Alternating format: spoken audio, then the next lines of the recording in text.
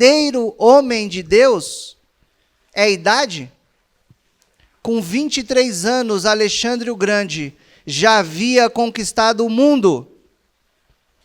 Aos 28 anos, Cristóvão Colombo já havia feito o mapa que o levaria à Índia. Terminou aqui, mas já havia feito o mapa.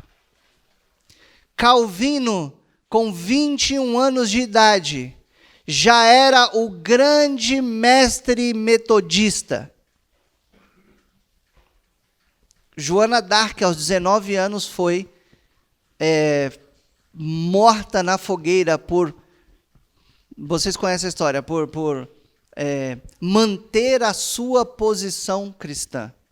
Então, é hora de nós assumirmos as nossas responsabilidades e, assim como Josué, sabermos que Deus nos deu uma missão a cumprir. Deus nos deu um lugar na obra do Senhor e nós precisamos conquistar, entrar na terra prometida. Depende de nós, depende da nossa força, depende do nosso caráter, depende da nossa habilidade. Salmos capítulo 44, versículos 3 e 4.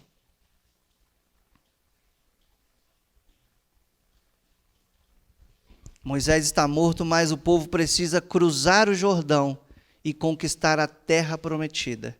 E nós precisamos aprender a confiar no nome do Senhor, para que Ele nos dê as conquistas que são necessárias na nossa vida espiritual.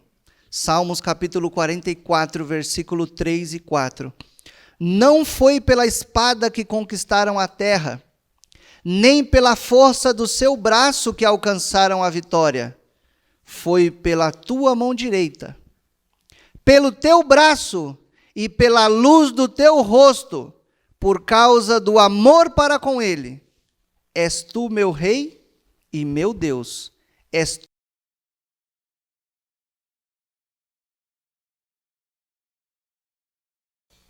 De onde vem a força que nós necessitamos para assumir os nossos compromissos com Deus? De onde vem a força que nós necessitamos para ver cumpridas as promessas de Deus nessa nova fase, nesse novo ano, nessas novas decisões que nós precisamos tomar? De onde vem essa força? João Wesley disse: Senhor, dá-me 100 homens que não temam outra coisa senão o pecado, e não ame ninguém mais do que Deus, e eu moverei o mundo. 100 homens são capazes de mover o mundo. Talvez você seja um deles. O que nós necessitamos é não temer outra coisa que não seja o pecado e não amar ninguém acima do que o nosso Deus. O deserto, ele já está para trás. Todos nós já tivemos um contato com Deus. Todos nós já fizemos uma experiência com o Senhor. Todos nós já escutamos a sua palavra. Todos nós algum dia já experimentamos o milagre de Deus nas nossas vidas. Todos nós. Deus já mostrou que Ele não te chamou para que você morra no deserto. Alguns morreram. Muitos. Muitos estiveram sentados nessas cadeiras, nesses bancos. E em algum momento, eles se desviaram da verdade e não estão aqui. Talvez Deus tenha um lugar para eles no deserto, nós não. Para nós, Deus tem um lugar na terra prometida. Mas nós precisamos tirar os nossos olhos do deserto. E nós precisamos acreditar que Deus, Ele é capaz de travar as nossas lutas e nos dar a vitória. Não importa quão grande seja a dificuldade que nós vivamos. Qual era o plano de Deus? Qual era o plano de Deus para que aquele povo conquistasse a terra? Lembra que quando eles chegaram, haviam pessoas que viviam ali, certo? Haviam grandes gigantes, até tem a história lá do deserto, do povo, dos 12 espias que foram olhar a terra e eles falaram o quê? Lá é uma terra de gigantes, de cidades fortificadas e tal. Qual era o plano de Deus para que aquele povo pudesse ocupar a terra prometida? Deus tinha um plano. E a gente já viu no Salmo 46 que não era pela força do braço do homem, né? Que não era pela capacidade militar do povo de Israel. Qual era o plano de Deus? Josué capítulo 24, versículo 11 e 12.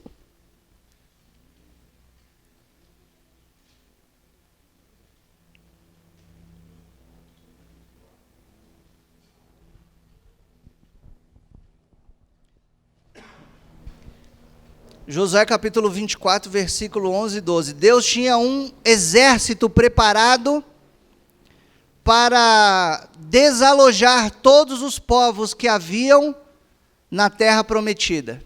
Qual era o exército de Deus? Era o povo de Israel? Josué 24, 11 e 12. Em seguida, atravessastes o rio Jordão para chegar a Jericó, mas os habitantes de Jericó vos fizeram guerra. Os amorreus, os ferezeus, os cananeus, os hititas, os girgazeus, os heveus, os jebuseus. Agora vem. Contudo eu os entreguei nas vossas mãos. Enviei vespas diante de vós, que apavoraram e expulsaram da vossa presença os 2 reis amorreus. Vitória que não deves nem à tua espada, nem ao teu arco. Qual era o exército de Deus? Irmãos, Deus tem uma maneira especial de trabalhar na nossa vida para que nós possamos vencer os nossos inimigos. Vencer o pecado que está diante de nós. Muitas vezes nós fazemos planos, muitas vezes nós nos angustiamos, muitas vezes nós enxergamos o pecado como esse grande monstro. Assim como aqueles 10 espias que estavam ali, enxergavam aqueles habitantes como gigantes, e eles como lagostas diante daqueles gigantes. Mas quando nós confiamos em Deus, quando nós entregamos a nossa vida, quando nós estamos dispostos a ocupar o lugar que Deus tem para nós, Deus faz um milagre, ainda que seja por meio das vespas. Como é a maneira com que Deus está realizando o milagre na tua vida? Ou será que nós também somos míopes espirituais? Será que nós também estamos enxergando o pecado como algo intransponível, como aquele gigante que não pode ser vencido? Os 10 espias fizeram isso. O povo da terra era grande? Talvez fosse. Mas a comparação deles com o povo era desproporcional, porque o povo era gigante e eles eram o quê? Gafanhotos, lagostas. Eles eram bem pequenininhos, porque eles confiaram em quem? No seu exército, no seu esforço. Em quem nós estamos confiando na luta para com o pecado? É verdade, queridos, que existem inimigos. É verdade que o diabo, ele tenta 24 horas por dia uma maneira de fazer com que o povo de Deus caia.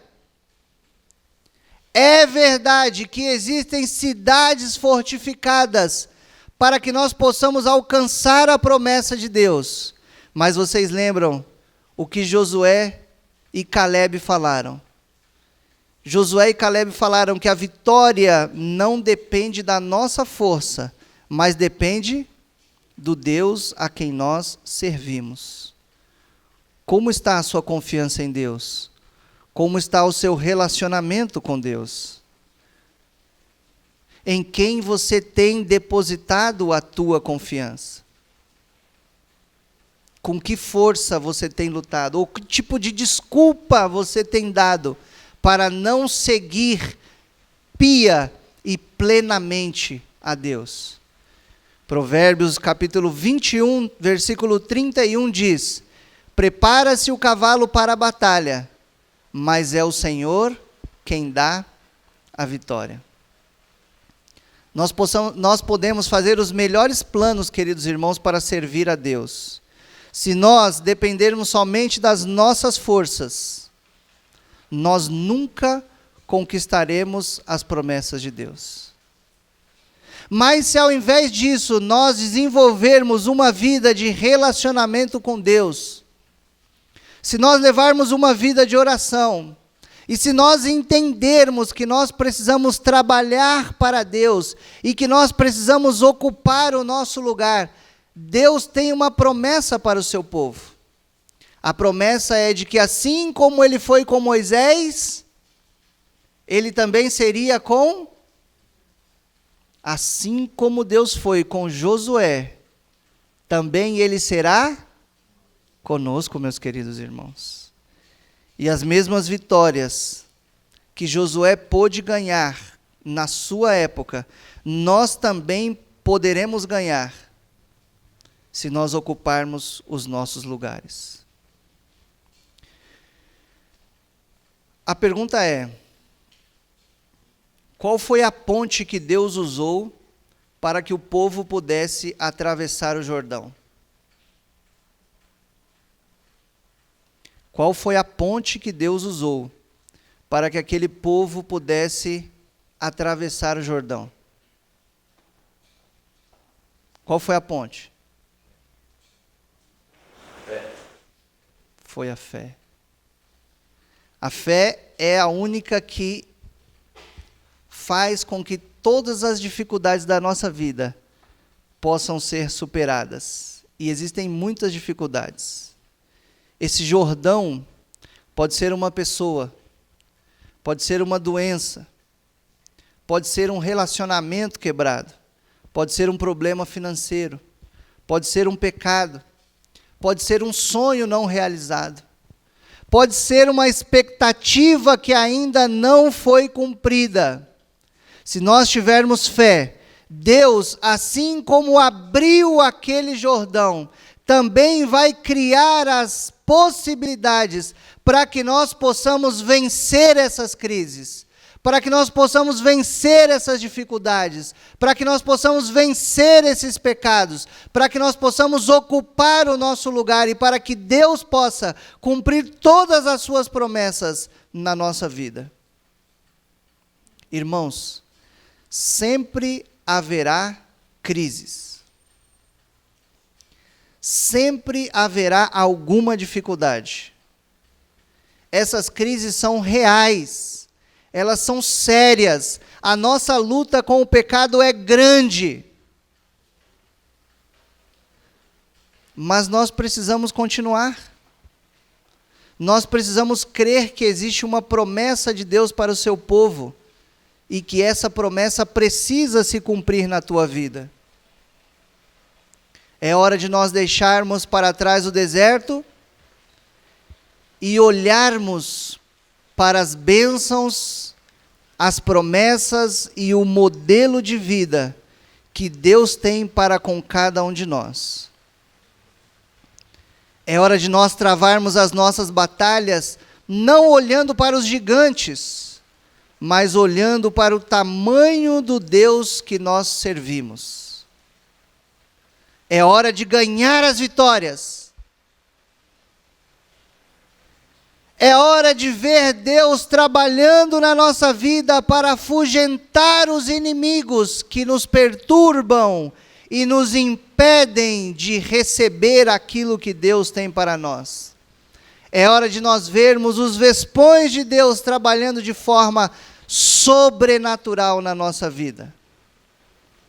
É hora de conquistar novos territórios, de fazer novas coisas para Deus, de ocupar novos cargos na igreja, de fazer uma nova experiência com Deus no evangelismo pessoal. nós não temos mais tempo. O Jordão está diante de nós e nós precisamos começar a caminhar para receber as bênçãos de Deus. Não dá mais tempo de brincar de ser crente. Ou nós ficamos no deserto, ou nós alcançamos a terra prometida. Não dá mais para romantizar as coisas. É tempo de decisão e ação. É tempo de batismo. É tempo de santidade. É tempo de ser exemplo. É tempo de ser crente. Bom, quando o povo entrou na terra prometida, ali haviam casas, ali haviam plantações, ali haviam cidades fortificadas, e eles puderam desfrutar de tudo isso. É tempo de que nós desfrutemos as bênçãos de Deus. Que o Senhor nos abençoe. Que o Senhor permita que nós nos decidamos. Que o Senhor tome a nossa vida. Que as palavras de Josué se cumpram na tua vida, na minha vida.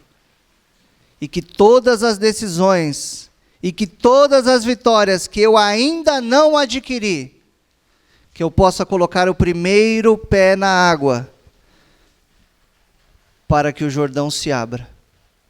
Que eu exerça a minha fé, para que as promessas de Deus se cumpram na minha vida. Esse é meu desejo em nome de Jesus. Amém. Disse o Senhor a Moisés: dize a Arão e a seus filhos, assim abençoareis os filhos de Israel, dizendo-lhes: o Senhor te abençoe e te guarde. O Senhor faça resplandecer o seu rosto sobre ti e tenha misericórdia de ti. O Senhor sobre ti levante o seu rosto e te dê a paz. Amém.